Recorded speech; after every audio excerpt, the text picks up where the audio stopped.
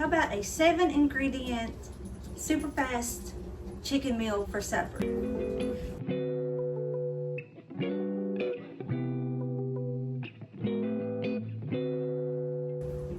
Hey y'all, it's April. Thanks for stopping by my crazy creative life. And yes, today I'm in the kitchen. I'm not doing jewelry today. But I was on, I don't know, a couple of days ago, I was scrolling. I honestly can't remember if it was Facebook or YouTube, but I've come across this little guy and he was talking about his 2 favorite things was quick meals and Dolly Parton. And apparently this is a Dolly Parton recipe. So I will try my best to find him, that way I can link him, and then if I can find Dolly Parton's recipe, then we'll go ahead and link it too. But it's just a 5-ingredient dish, but I'm adding 2 things to it. I can't ever do anything the way that it's written. So anyway, it looks really good and it looks really fast, which is something that I need, is something just quick and easy. And so I thought I'd bring you guys along. So anyway, if that sounds interesting, then keep watching. Here we go.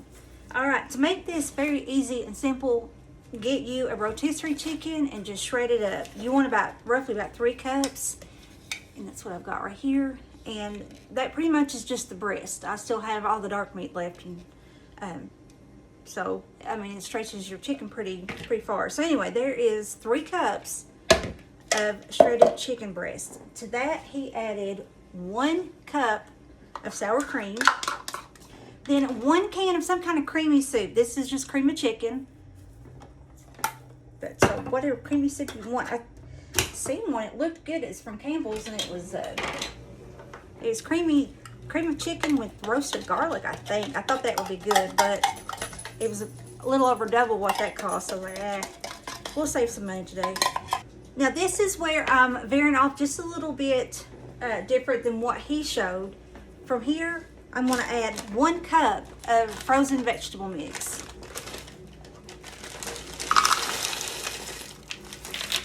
Well, I'm just going to throw what's left in there. Wasn't much over a cup. And then I'm going to add some spices, so I'm just going to throw in some garlic powder, onion powder, pepper,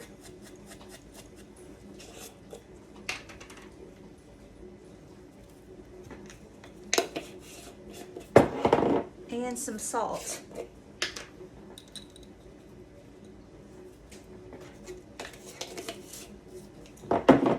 And we're going to give that a good stir.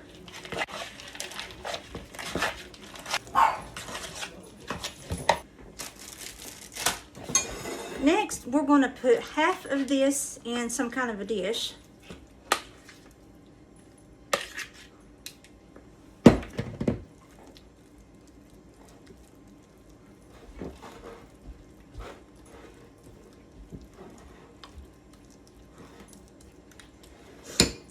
And then I think he said a cup of cheese. I don't remember exactly, but what I've done, I got just 1 pound block of sharp cheddar cheese, and I ground it up on my own in my food processor. But you can, if you're pinched for time or whatever, you can get the cheese in the bag. So I'm just going to take half this cheese.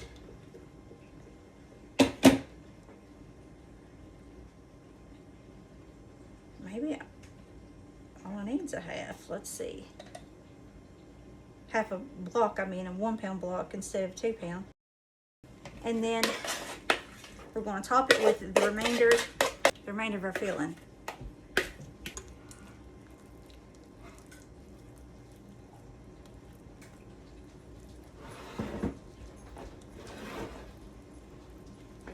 All right, top it with some more cheese. Like I said, I think I only needed 1 pound. I think I'm gonna have extra. Next, you're going to take 1 sleeve of Ritz crackers, crush them up.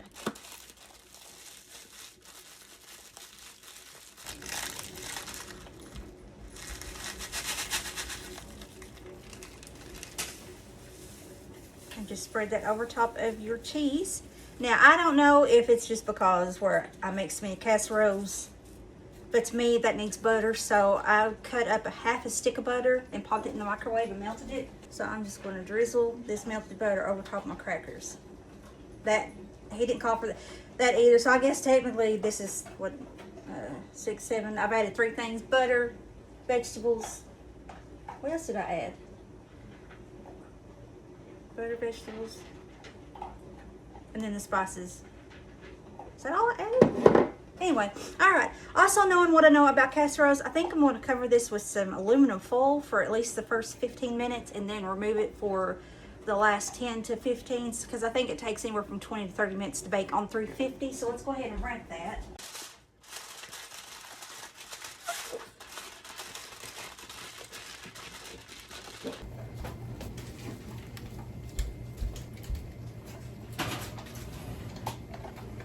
Oh, I have my hair pulled back, in case anybody cares. But like I said, you're going to put it in the oven about 15 minutes, and then for about the last 10 to 15 minutes, I want to remove the aluminum foil and let it just brown on up. But like I said, he didn't say to do that, but just by me cooking casseroles for all these years, that's just kind of what you do for a casserole. So I'm just kind of following that lead. So anyway, I thought it sounded good. Whenever I seen it, it looked good, but I just immediately thought, oh, that needs some vegetables in it. So that's why I wanted to throw the frozen vegetables in it and see. I mean, it may be gross. I don't know. Onion probably would have been good in it too, but I didn't really want to cut up an onion. But that's it. So just as soon as I pull it out, I will show you what it looks like. I lost track of time, but there it is after, I don't know, it was either 15 or 20 minutes. Somewhere around there. And I've taken the aluminum foil off, and I'm going to put it back in for another 15, 20 minutes until it's just real good and bubbly and cheesy and ooey gooey.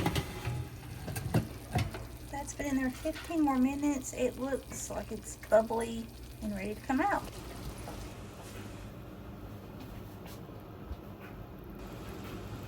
I almost forgot that he did say when you pull it out of the oven, let it cool about 5-10 minutes before you dig into it. So I'm gonna let it sit here on the counter for just a few minutes, and then we'll see how good it is. Okay, here's the moment we've been waiting for, and yes, today it is paper plates, and I don't care.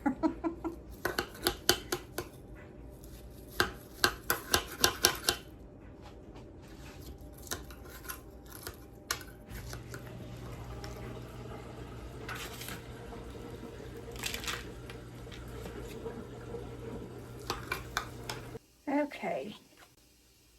Looks like it's got vegetable chicken and everything, so.